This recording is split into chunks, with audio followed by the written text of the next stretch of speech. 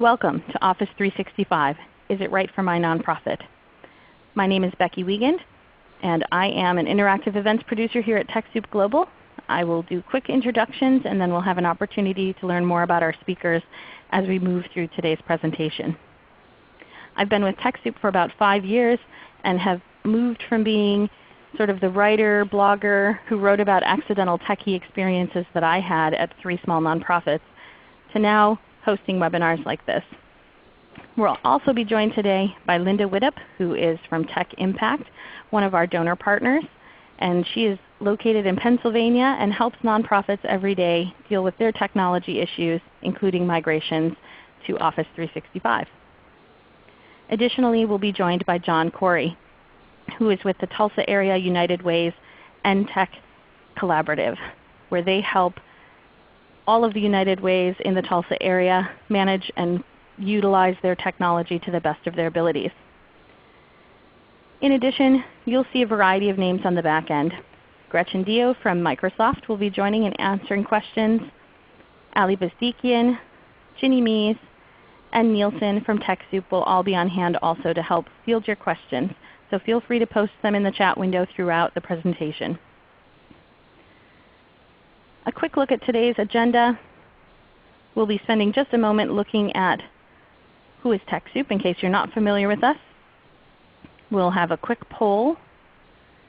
Then we'll introduce Tech Impact, learn a bit about Office 365, and then we'll get into some of the real meat of the presentation with hearing from Linda on tips about before you begin and other considerations to make before you migrate to Office 365. We'll hear John's case study about his experience migrating not only his own organization, but a variety of organizations to Office 365. We'll learn about the options available and how to get it, and then we'll spend some time in the Q&A. So we have a lot to cover. So I'll quickly buzz through what is TechSoup, who we are. We're part of TechSoup Global. We're working toward the day when every nonprofit, library, and social benefit organization has the technology, knowledge, and resources they need to operate at their full potential. Part of doing that is hosting webinars like this, because really we're a nonprofit as well, and we want to make sure that you have the access to the donated resources and the information to make the best decisions for your organization's needs. This is a little bit about the audiences that we've served.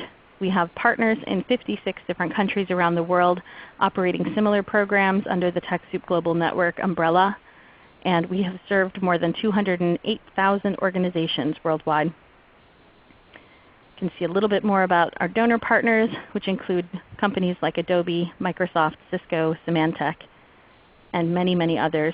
So if you're not familiar with us, feel free to visit TechSoup.org to learn about the donations available to your nonprofit or charity. Now getting ready to hand off to Linda to take us through information about Office 365 and what Tech Impact does to help nonprofits migrate to it. Just to give us a little bit of background about yourselves, this will help us understand what type of organization you are. So can you click on the screen how many staff or volunteers or board members are using your systems at your organization right now? Systems like email or shared files. How many people have access to your .org alias on their email right now? This will give us an idea of what size organizations are primarily joining us today. Because the experience, while very similar in a lot of tool availability, may be very different in the migration and considerations. So you should be seeing that on your screen. I'll give just a few more seconds because we have about 30 people who haven't yet responded. But it looks like about 25% of our audience is from pretty sizable organizations. I guess I should have included 100 and more or 200 and more.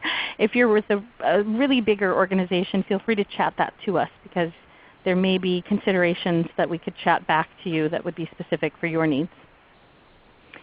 And it looks like it's pretty evenly split between really small at the 1 to 5 level and moderately small.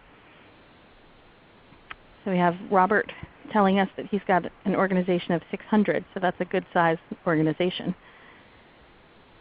So thank you for taking time to let us know your size.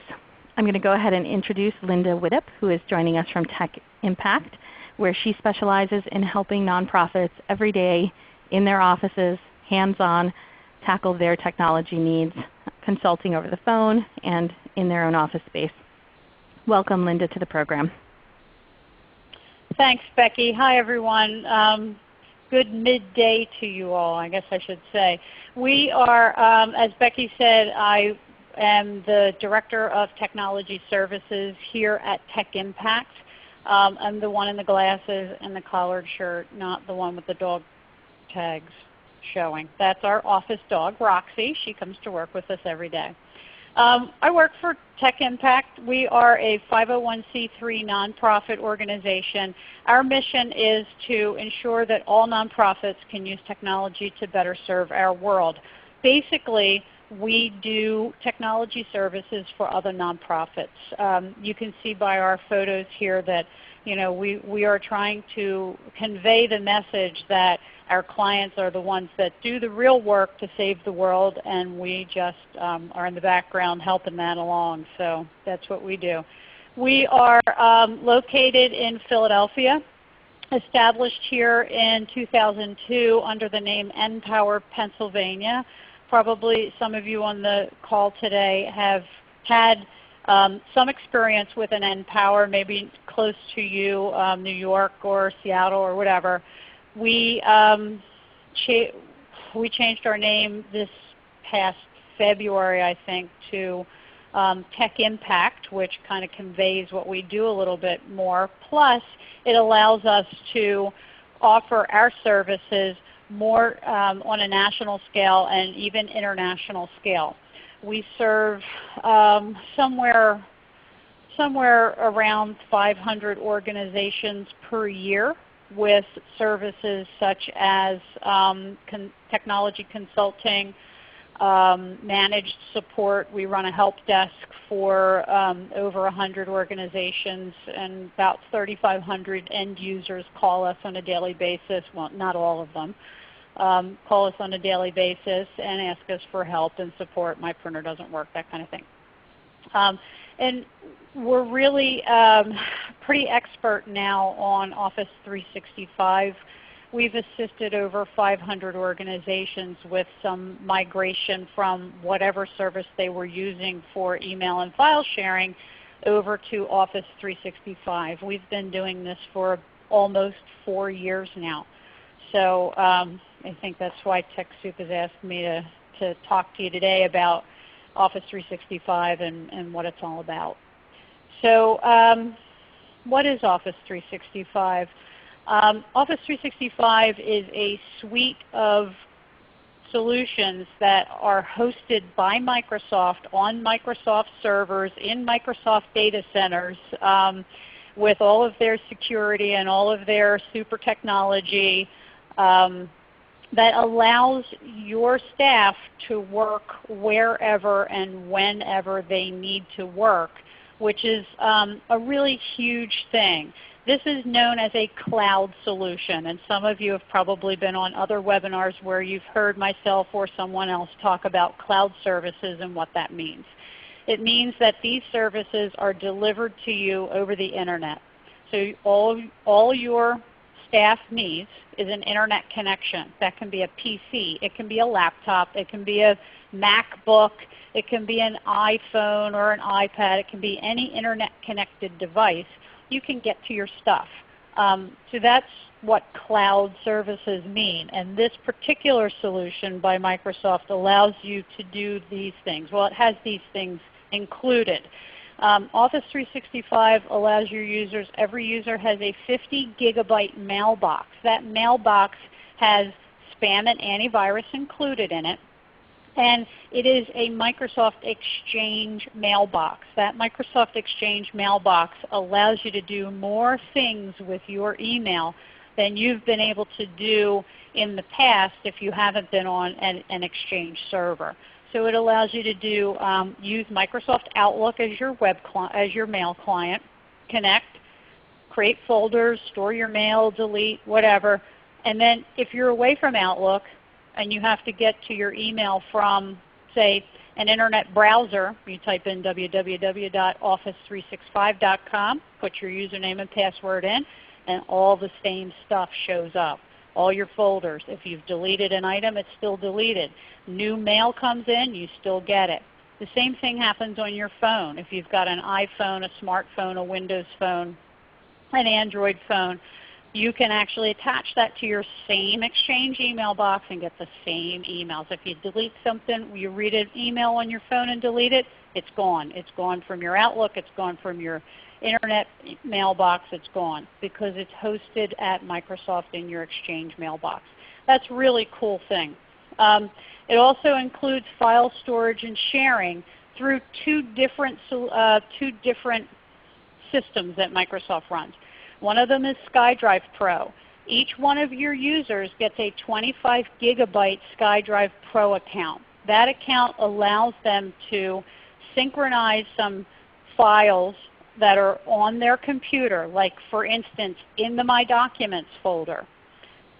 That My Documents folder can be synchronized to their SkyDrive account, which means when they walk away from their computer, they go home or they go to another computer that's not theirs and they say, uh-oh, I need to get to that file. No problem. They go to www.office365.com, put their username and password in, click on their SkyDrive, and all that information is still there for them.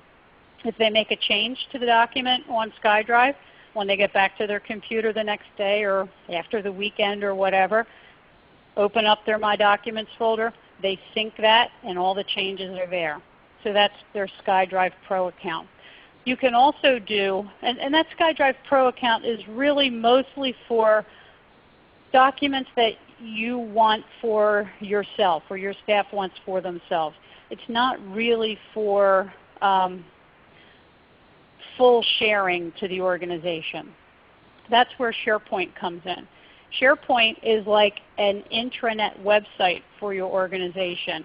It has, again, www.office365.com, put your username and password in, click on your team site, and what happens is it opens up an intranet. It looks like a website, and that website is broken up based on your needs to show different things.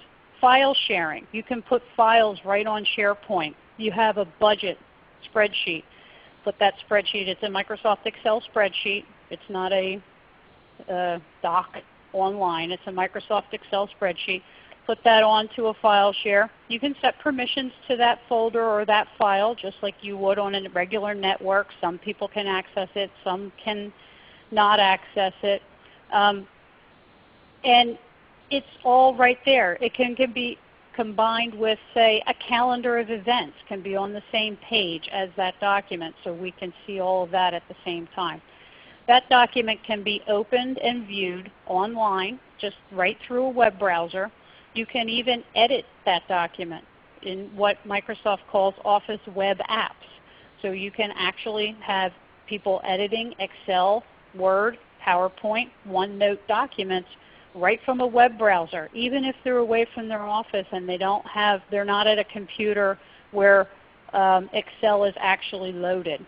You can also edit that document in a full version of Excel, and we can talk about that later.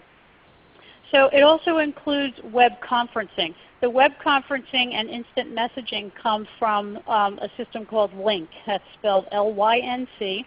Lync has the capability, Microsoft calls it presence management.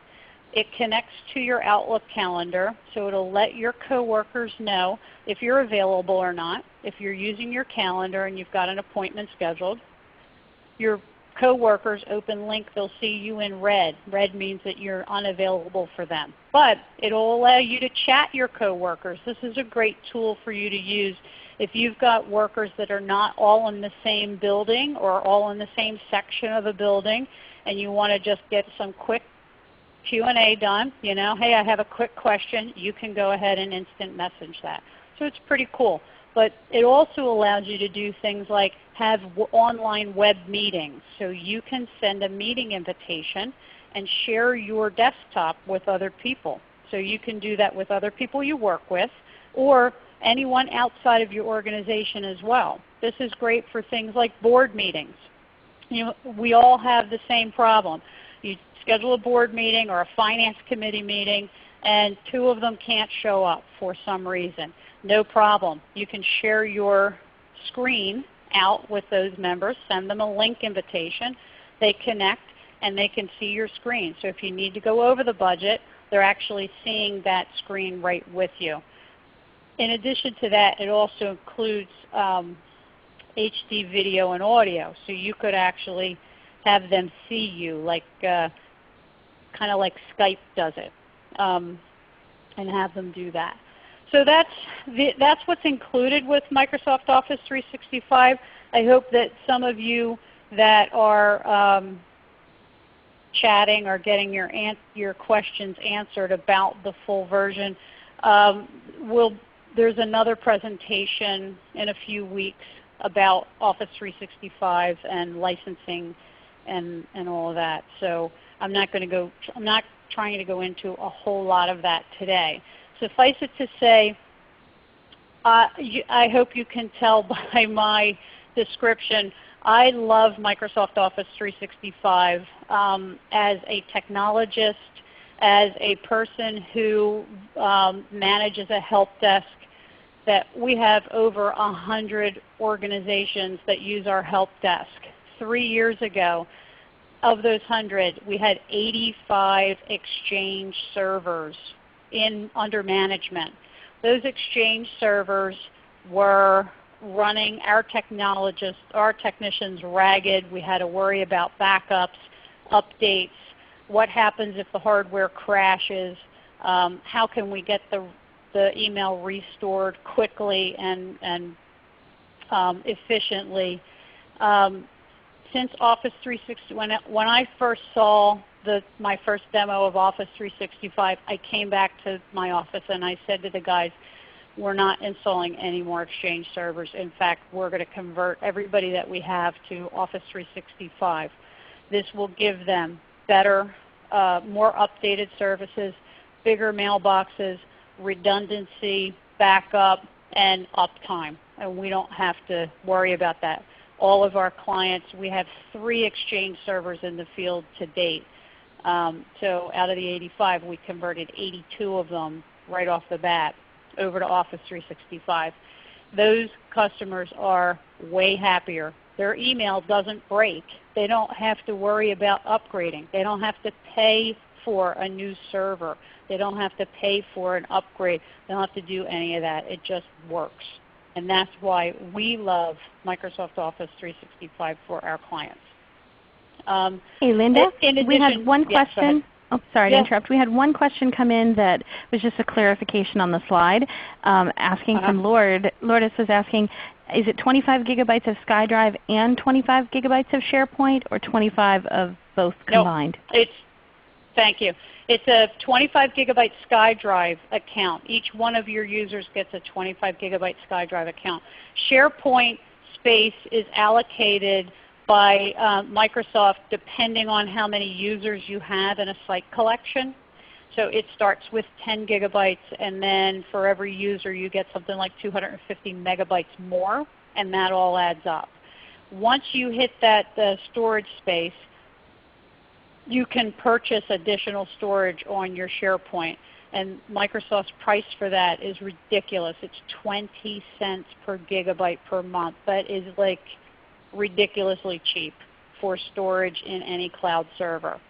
So if you start with 10 and you add another, say, 10 based on your users, you have 20. If you want to go over 20, let's say you need 50 more. 50 times 20 cents. Quick, do the math. What is it, $10 a month? For $10 a month you get 50 extra gigabytes of space.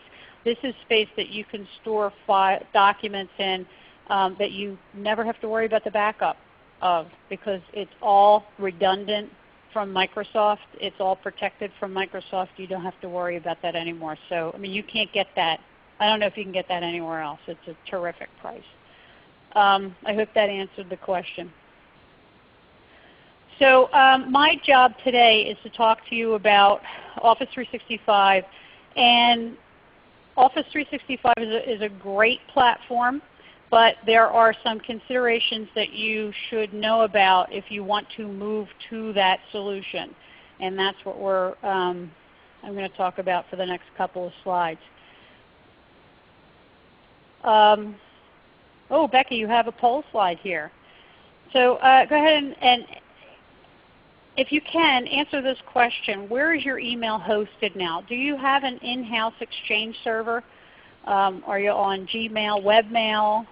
Do you not know where your email is because you're not that person in your organization?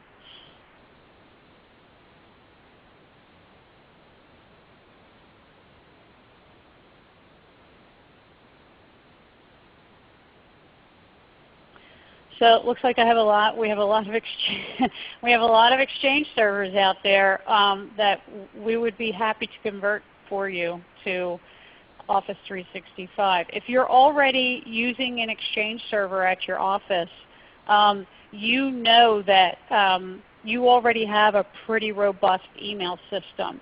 Of those Exchange servers, however, the Office 365 is on the very latest platform, so it's Exchange Server 2013 with all the new bells and whistles that come along with that. Most nonprofits that I deal with are probably at Exchange Server 2010 at the latest, and a lot of them are on 2007 or 2003 still. So, Linda, George just reminded me that I didn't include an option on there for folks who are already using Office 365, so I apologize for that lapse. If you're already on it, feel free to chat into us because you might be able to share some tips or experiences that we can share out with the rest of our participants today. Great, thanks, Becky. That was kind of a funny oversight, wasn't it? And then other people are on Gmail or webmail.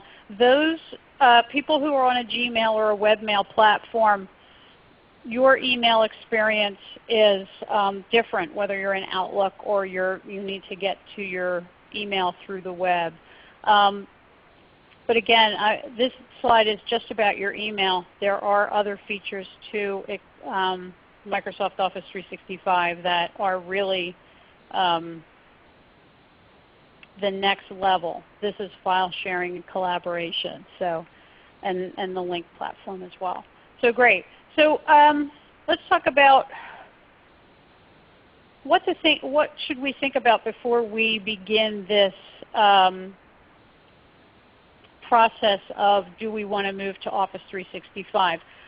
Understand your business needs. Understand the licensing and features of Microsoft Office 365. Again, there'll be another webinar coming up shortly in the near future where a Microsoft person is going to go over all the licensing and features of Office 365 for you. But let's talk about your users. Do most of your users work in the same office? Do you have remote workers? Are workers only accessing your information via the web? Do you have workers who complain that they can't get to the information that they need when they're out of the office or they're working at a remote office? Do you have the kind of workers who are in the field all the time and need to only use mobile device because they're caseworkers and they're working at clients' homes or they're working at shelters or something like that where they need to just use a mobile device? I think Office 365 is a good fit for those users. And also for those remote users.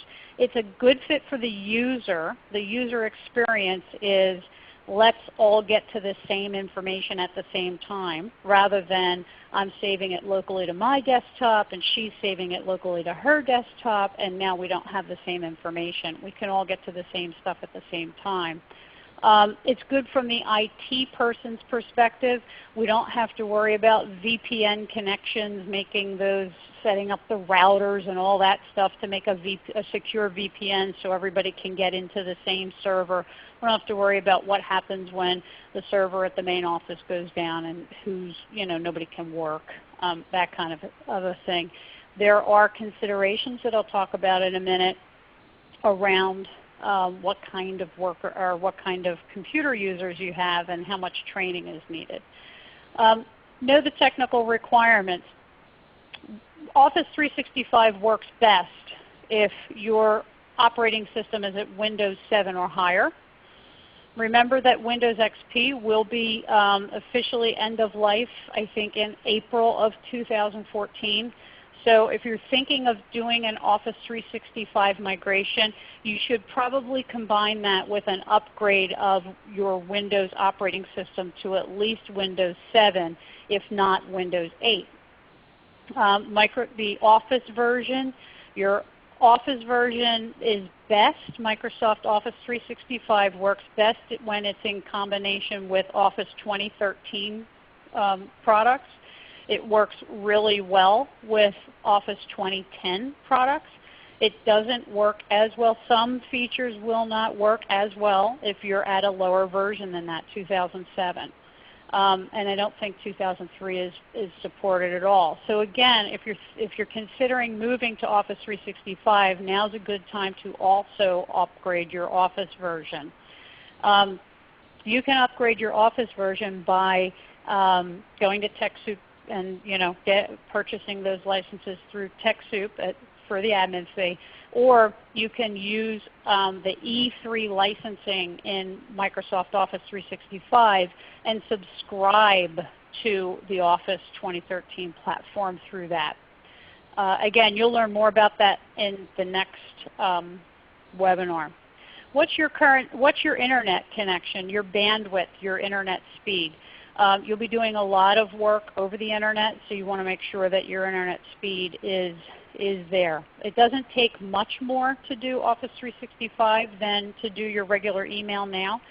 But if you're going to move to SharePoint and link and do a lot of web conferencing over the link and everything, you want to make sure that you have enough internet bandwidth there. So assessing your current environment. Will you need to have upgrades? Again, are you at Office? Are you at Windows 7? Are you at Office 2010? For Mac users, you would need to be at, if you want to use the full version of Microsoft Outlook as a email client, you would need to be at Office 2011. If you want to use SharePoint documents, you definitely want to use Office 2011 as well. Considerations. These are considerations. Plan for a successful project. This is going to be, you're going to have a migration project on your hand. Whether you have 5 people in your office or you have 500 people in your office, there's going to be a migration that has to happen. So plan for a successful project. We always recommend that you do your email migration first. Get that over with. Get your users acclimated to the things like the new Outlook version, the new web interface, and feel comfortable with that. And then do a very keep it simple SharePoint implementation. Use the templates that Microsoft provides you. Use the functionality that Microsoft provides you. Don't do any custom development and workflows to start. Let's get the users involved with using SharePoint the way it's meant to be, and their SkyDrive and their link. Provide multiple training opportunities. This is a big learning that we've come up with over the past 3 years. We need to do user training, and we need to retrain them. We need to give them multiple opportunities to go find out information because it's a new thing.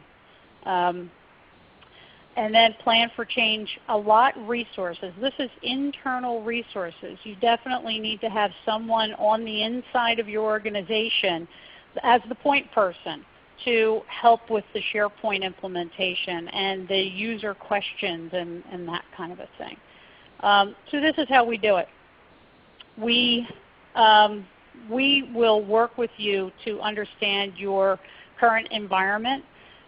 We can help you do that. There's an Office 365 assessment that's available through TechSoup. We'll talk to you and provide a quote for an implementation project for that.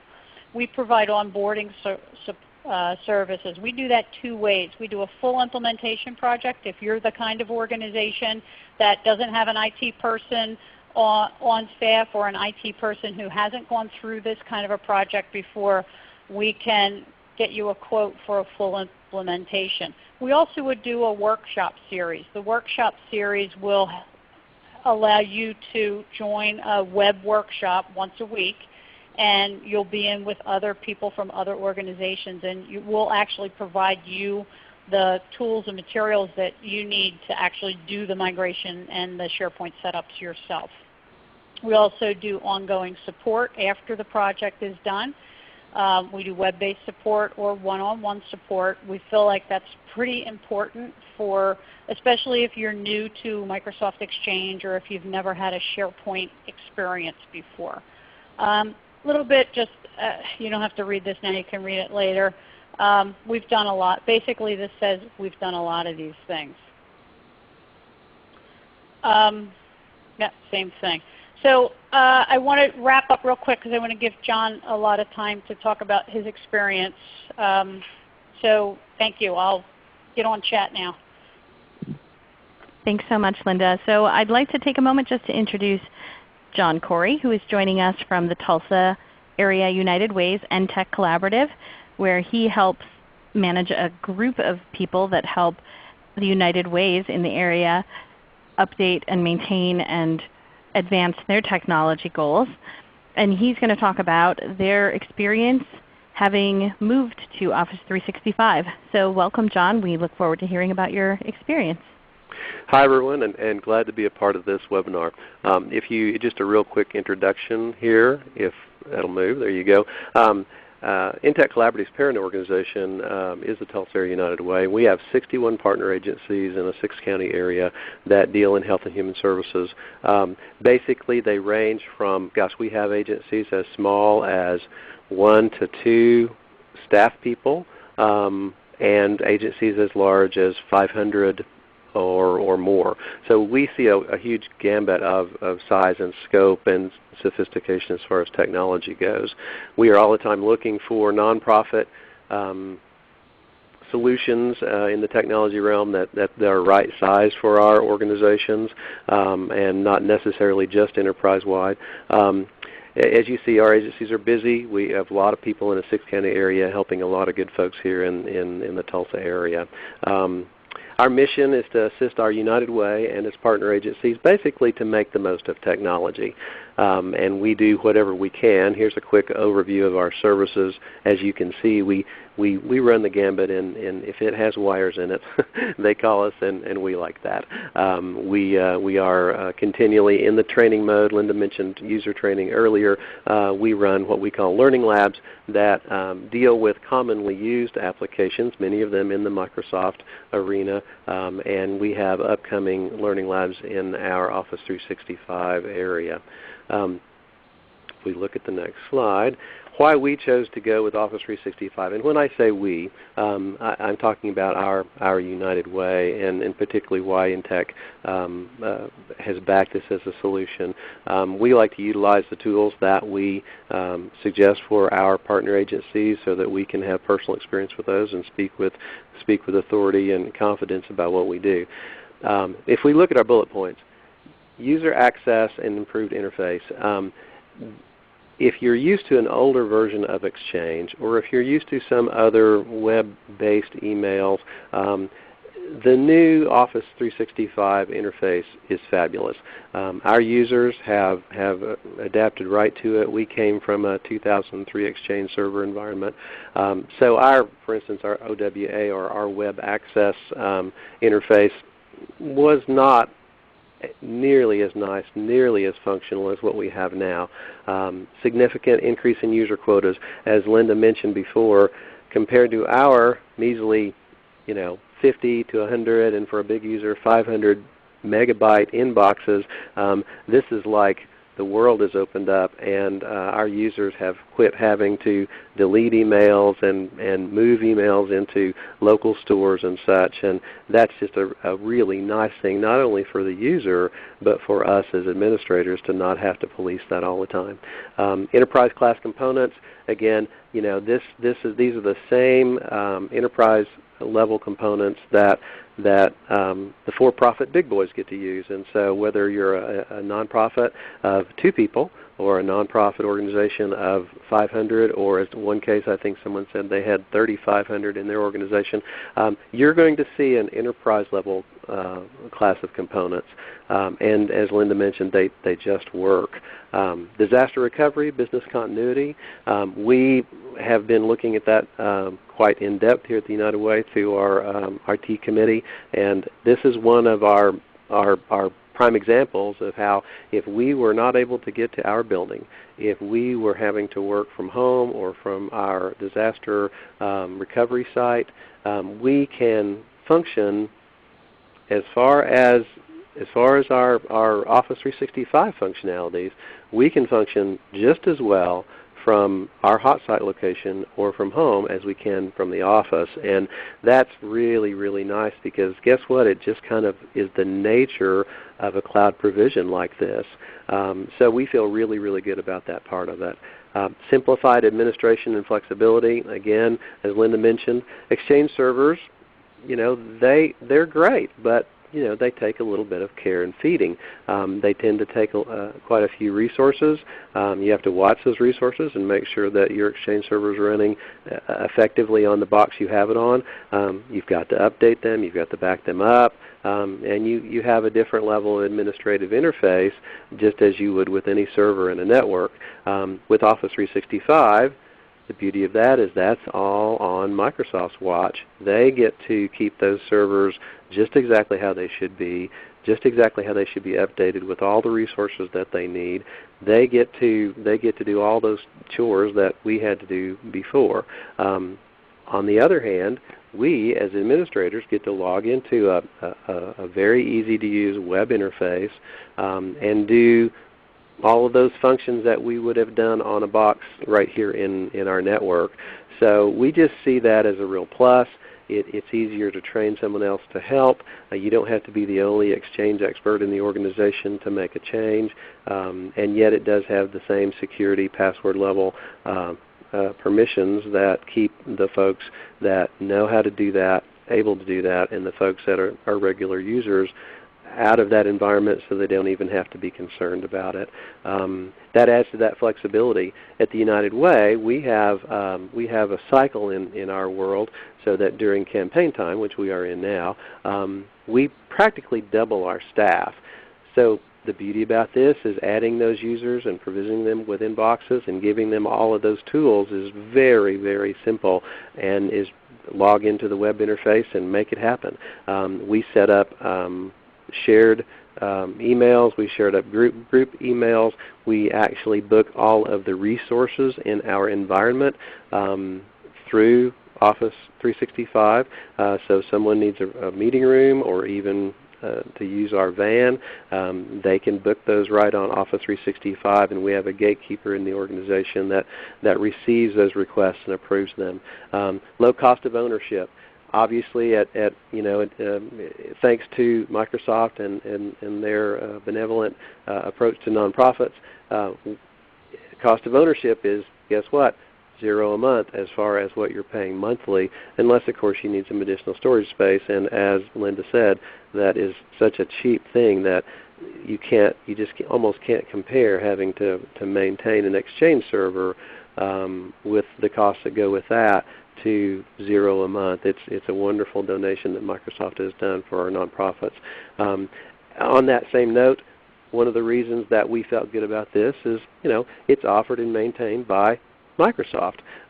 Microsoft, as far as we know, will be there for a long, long, long time. If Microsoft disappears, we all may have bigger problems than trying to figure out how to send email. We may be looking for shelter. I don't know. But we felt good about Microsoft backing this and being there for the long run and providing the infrastructure and the support and the technology to keep this as a vibrant offering for many, many years to come. Not to leave out the implementation assistance that we got from our folks at Friends at Tech Impact.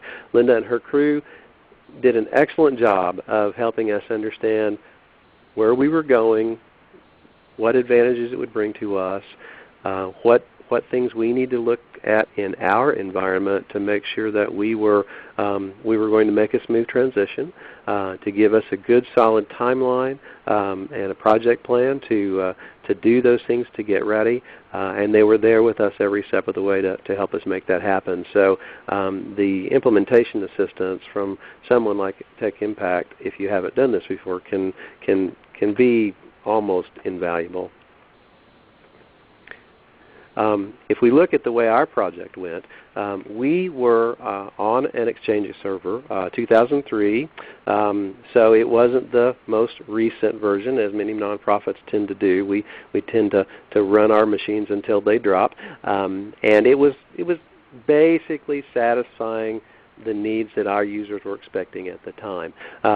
But because it was an older box and because of the size of our staff here, we decided to move forward in a different migration path than some larger organizations with newer versions of Exchange. Again, Tech Impact helped us assess where we were, what it was going to take to get where we wanted to be, and we looked at we developed a good plan to do that. Obviously, we did our own internal assessment of what are the pros and cons of this. What does it cost to stay where we are?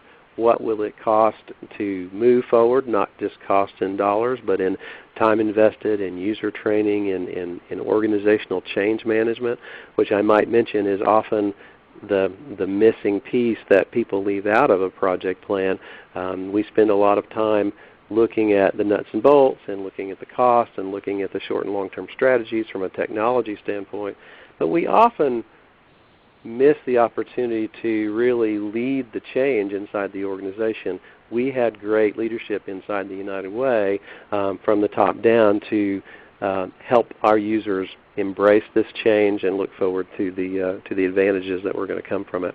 Logistics and timeline planning, again, you just have to look at how long something's going to take, and if you've got the time and organizational structure to do that. For us, it turned out to be a very quick process, and it didn't take a long time. I think from the time we made our initial DNS changes, which let Microsoft know that we were real and a viable domain in which to connect to doing the migration and following up with our users in a post-migration approach, it was just about 3 weeks of real work. So that, as you can see, is not a very painful process. Infrastructure review and discovery, as Linda mentioned, you'll need to look at your infrastructure. We are a mixed house here. We still have XP machines. We have Windows 7's machines. We have, I think, one Windows 8. We're on a mixture of Office 2007 and 2010. So we're not a textbook case of a migration, although I will say that as long as all of the updates, and I mean all of the updates, are done, you can move into the email portion, the hosted Exchange portion of Office 365. We're in the process now of upgrading the remaining XP machines that we have to Windows 7 and then some Windows 8s, and then moving on to Office 2010 and 2013. Migration preparation, again, that's part of what we did once we understood the minimum requirements. We looked at each machine and did those upgrades, those updates, upgraded the machines that would take it at the time, began to make plans for upgrades later, and just prepared our network to be a little bit different, prepared to shut our Exchange server down, looked at how we might reassign those network resources. We also worked with our users to have them reduce their inboxes, because the way we migrated was one user at a time, and that made that process go incredibly quickly and very simply. So a user prep before the migration is really helpful. If you've done like us and you had very strict inbox quotas, that might not be a big problem for you. But if you have some users that treat their inbox like their garages, and they fill up and you give them more space, you'll want them to back those inboxes down, at least temporarily, when you make that migration. Communications to the user base. I and my coworkers did a good job of talking about what we were about to do, sharing good news about that. Our leadership did a great job of communicating that to their departments, and that, as I mentioned before, we think is a really important part of a technology migration. Migration launch, we talked about those initial DNS settings. They're simple to do, and folks like Tech Impact can guide you through that. The IT prep that we talked about, the final DNS settings, which is saying, okay, we're pointing our MX records at Microsoft and all of the other settings that they require for Hosted Exchange to do its work, as well as in the future SharePoint and Lync. Those need to be made. We did those over a weekend to make sure that they all settled in and we could test them a bit, and they happened without a problem. User account migrations, that can happen Exchange Server to Exchange Server. There are tools that can make that a fairly straightforward process if your Exchange Server is a fairly recent version. There are even tools that will allow Gmail migration as well. We found that for the size of our organization, our 26 to 50 users internal, doing those one at a time, exporting that PST file, uploading that PST file to the account on Office 365 was really, really straightforward and simple and did not really take us very much time. User follow-up and troubleshooting. As with any change, there are things that you think happened that didn't happen. We had a few of those updates I mentioned not really happen all the way. There's a .NET set of updates that build on each other, and it's easy to get the first one and not the remaining ones. And so we had a little bit of that. But really, once we got the machines where they should be, everything just came into place. Then we followed up with communications to the user base about, here are new features for you. Here are some things that you want to explore. Please let us know if you've got problems, and tried to keep a little bit of enthusiasm amongst the user base about where we were going with this new tool. So that's just a real quick kind of fire hose blast about our particular experience and some of the quick lessons that we learned. And then I think it's time to turn this back over to Becky about how to get this great tool. Great. Thank you so much for that, John. Your experience is really useful knowing that you implemented it for really small organizations and smaller offices and also much bigger ones, and sort of the bumps along the way for both of those. But 3 weeks is a pretty quick turnaround, so that's impressive. All right, so before we get to the many, many questions, I'm going to just talk really quickly about how to get it. So it is available to 501c3 organizations. It has been launched by Microsoft in more than 40 countries. So this is available to nonprofits outside of the United States as well in those countries, and they're going to continue to expand it. There is donated enterprise version, which is called E1, or the discounted upgrade to enterprise. And the biggest difference, as far as I can tell, is that the donated enterprise version does not include Microsoft Office Suite applications. You can continue, which I broadcasted this out, that you can continue to request the donated Microsoft Office applications for your desktop through TechSoup's donation program with Microsoft and go forward with the free donated enterprise version directly through Microsoft. Or you can do the discounted upgrade to the enterprise version, and that costs $450 per month per seat. So that's per user essentially, to have access to the latest version of Office. So those are the couple of options, and they offer unlimited seats. This is really a huge, huge donation to the sector. So we are not trying to sell you on it because it's already a really great boon for organizations if they can make use of it for themselves. And then how to get it. You visit Microsoft's site. This link is here, and we'll include it in the follow-up email afterwards. Just Microsoft.com/Office365 nonprofits. And you sign up for a free trial. Even if you are already using Office 365 with a commercially purchased version, you can still sign up for the free trial. And then you can also view the Office 365 options in more detail and a better comparison there. I link to an article in the additional resources in a moment that also has a comparison chart showing you the differences. After 30 days of being in that trial, or sometime during that period, TechSoup's role is to validate that you are actually eligible to receive this donation. And the eligibility requirements are very similar, or maybe even exactly the same, as the other Microsoft donation program requirements through our donation program with Microsoft, though this is only available for nonprofits. So if you're a public library that maybe has been eligible in the past, that may not be the case for this product. So what we do is in that 30-day trial, we verify that you are eligible or not. And then you transition from that free trial to the donation or discount that you've requested directly through Microsoft. So we aren't actually doing much of anything except confirming that yes, you're able to get it. So I'm going to go ahead and jump into questions. And we have a lot of them here. So let me just pull some of these up.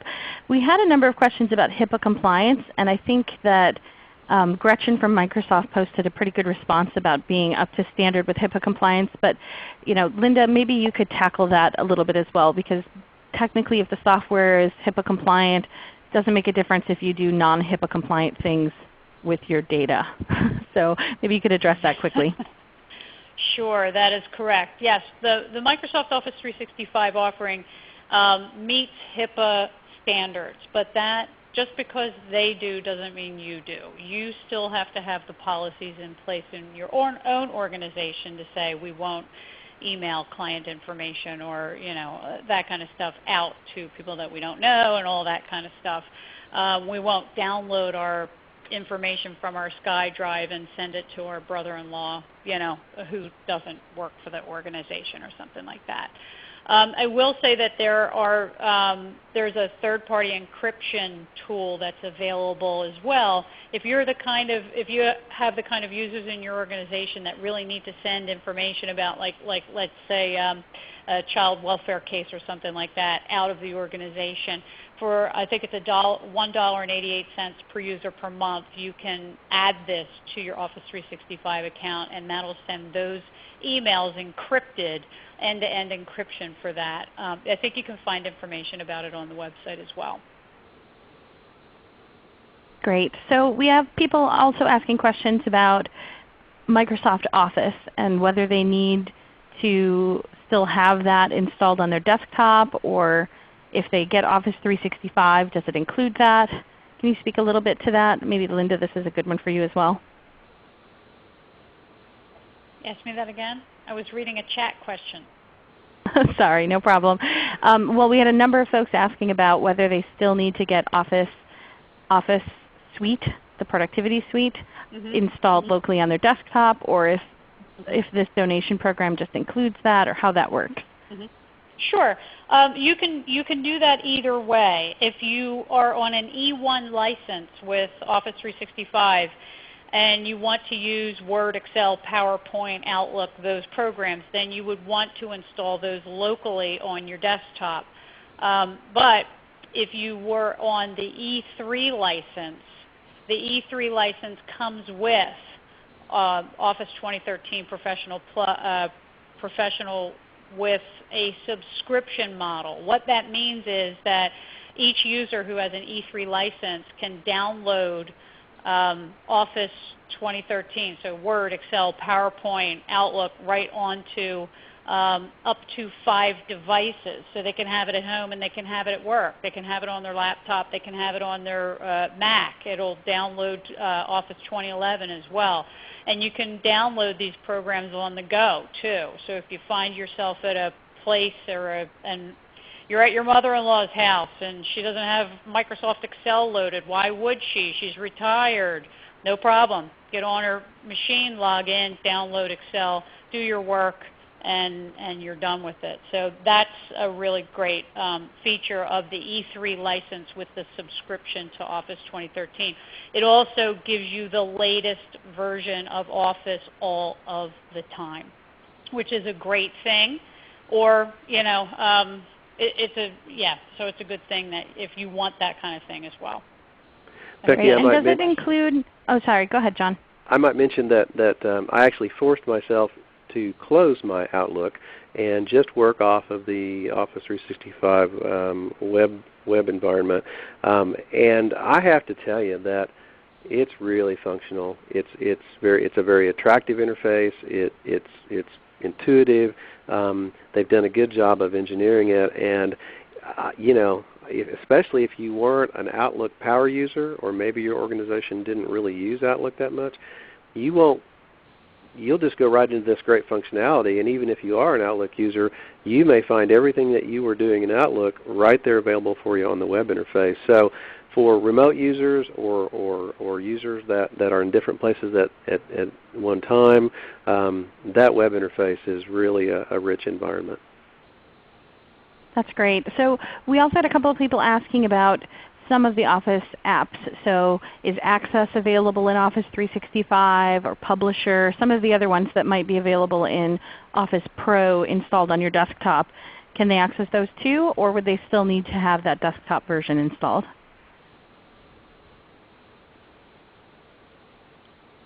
And I think that's a you. Yeah. So they need to have Office installed locally if what? If they have, if they need Access or Publisher, some of the programs that are included in the Pro versions that they can get through TechSoup's donation program, are those included in Office 365 as well? I don't think so. I think it's Word, Excel, PowerPoint, Outlook, OneNote.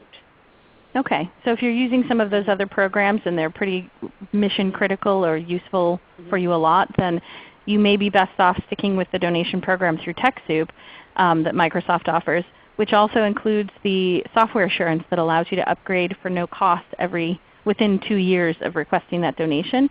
So even though Office 365 continually updates you to the most recent version, you can also do that, but it's a more manual process through the donation program with TechSoup for the desktop installed version if you need it.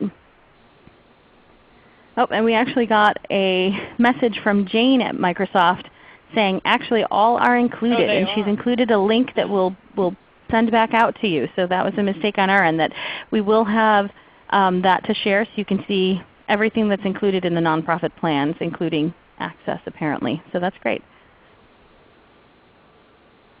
So other questions here. We have a lot of people sort of wondering what the cost is to do a migration, and I can say pretty confidently that it's going to depend on so many different factors that I would really recommend talking to an organization like Tech Impact that's also a nonprofit and works with nonprofits about doing the $10 assessment with them. Or we also have a list of consultants that we've vetted and worked with before through TechSoup that you can talk with that also work specifically with nonprofits, where they can talk to you about your individual situation and give you a better idea of what the cost would be if you need to do this with an outside consultant or don't have internal staff that can help you do it. We are just at the top of the hour, so I know folks are still answering questions in the chat for you. So I will let them continue doing that while I just show you a couple of last slides with some additional resources. These links here are Microsoft's landing page for the Office 365 Nonprofits program, information about how to use it and roll it out for admins, the User Adoption Learning Center, which is more for your staff who would be using it at the end of the day. And then we also have an article that Ginny, who's been on the back end helping with chat questions, wrote, Are you ready for Microsoft Office 365 for Nonprofits? And that includes information about both of the offers that are currently available and their benefits, lists out their programs available, and also gives you that comparison chart that shows you what's included in the E1 or E3 versions. That said, I'd like to say thank you so much to our presenters. We will have a third webinar on Office 365 that we can include information and send that out to you in case you're interested in learning more about the different options available and the pricing differences, licensing info, and more about how to get it. So you will receive this email and this presentation later on today, so look for your email if you want to listen again. Thank you so much to John and to Linda, and for everybody on the back end helping to answer questions, including Allie, Ginny, Gretchen, and Nielsen. So thank you all so much and have a terrific day.